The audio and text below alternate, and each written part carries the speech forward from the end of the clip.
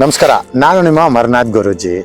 ಇವತ್ತು ನಾವು ಪ್ರಕೃತಿಗೂ ನಮ್ಮ ಈ ಒಂದು ಜೀವನಕ್ಕೂ ಸಂಬಂಧಪಟ್ಟಿರುವಂತ ನಿಜವಾದ ಒಂದು ಸಂಬಂಧ ಹಾಗೂ ಆ ಪ್ರಕೃತಿಗೆ ಎಷ್ಟು ಹತ್ತಿರವಾಗಿದ್ರೆ ನಮಗೆ ಎಷ್ಟು ಅದೃಷ್ಟ, ಎಷ್ಟು ದೂರವಾಗಿದ್ರೆ ಎಷ್ಟು ದುರದೃಷ್ಟ ಅನ್ನೋದನ್ನ ಎರಡು ಮಾತಲ್ಲಿ ತಿಳ್ಕೊಳ್ಳೋಣ.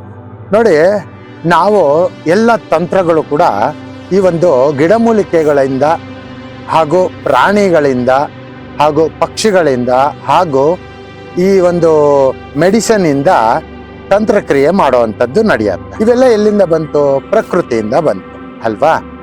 ಆ ಒಂದು ಪ್ರಕೃತಿಯ ನಿಜವಾದ ಒಂದು ಎಲ್ಲ ವಸ್ತುಗಳು ಕಲೆಕ್ಟ್ ಮಾಡಿ ನಾವು ಅದರ ಜೊತೆಲಿ ಯಂತ್ರ ಮಂತ್ರ ತಂತ್ರಾದಿಗಳನ್ನ ಉಪಯೋಗಿಸಿ ಮಾಡಿದಾಗ ಸಕ್ಸಸ್ ಬೇಗ ಸಿಗುತ್ತೆ. ಹಾಗಾಗಿ ನಾನು ನಿಮ್ಗೆ ಹೇಳಕ್ ಬಂದಿರೋದು ಏನಪ್ಪಾ ಅಂದ್ರೆ, ನೀವು ಪ್ರಕೃತಿ ಚರಿತೆಯಲ್ಲಿ ಚೆನ್ನಾಗಿರೋದಕ್ಕೆ ಕಲೀರಿ. ಆದಷ್ಟು ಜೀವರಾಶಿಗಳನ್ನ ಹಾನಿ ಮಾಡದೇ ಇರಿ. ಆದಷ್ಟು ಗಿಡ ಮರಗಳು ಬೆಳೆಸಿ ಹಾಗೂ ಗಿಡ ಮರಗಳ ಜೊತೆ ಮಾತಾಡೋದನ್ನ ಕಲೀರಿ. ನೋಡಿ, ಇವತ್ತು ನಾನಿರೋದು ಇದೊಂದು ಯಕ್ಷಿಣಿ ಲೋಕ. ಅದರಲ್ಲೂ ಯಕ್ಷಿಣಿಯರಲ್ಲಿ ಕೆಲವು ಯಕ್ಷಿಣಿಯರು ಸಪರೇಟ್ ಗ್ರೂಪ್ ಮಾಡಿಕೊಂಡು ಇಲ್ಲಿ ಬಂದು ರಾತ್ರಿಯಲ್ಲಿ ಅವರ ಒಂದು ನೃತ್ಯ ಕಲಾಪಗಳು ಹಾಗೂ ಬೇರೆ ಒಂದು ಕಾರ್ಯಕ್ರಮಗಳು ಮಾಡುವಂತ ಒಂದು ಈ ಜಾಗಕ್ಕೆ ನನ್ನನ್ನ ಈ ಪ್ರಕೃತಿ ಸುಮಾರು ದಿನಗಳಿಂದ ಬರ್ತಾ ಇತ್ತು.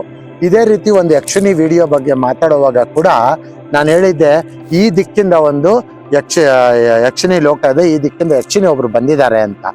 ಬಂದಾಗ ಒಂದು ಹೂ ಬಿದ್ದಿರುತ್ತೆ, ಅದು ಸ್ಟುಡಿಯೋ ಅಲ್ಲಿ ಸಾಕ್ಷಿಯಾಗಿರುವಂಥದ್ದು. ಈ ರೀತಿ ನಾವು ಪ್ರಕೃತಿ ಜೊತೆ ಎಷ್ಟು ಪ್ರೀತಿಯಿಂದ ಇರ್ತೀವೋ ಪ್ರಕೃತಿ ನಮ್ಮ ಹತ್ರ ಆ ರೀತಿ ಮಾತಾಡುತ್ತೆ.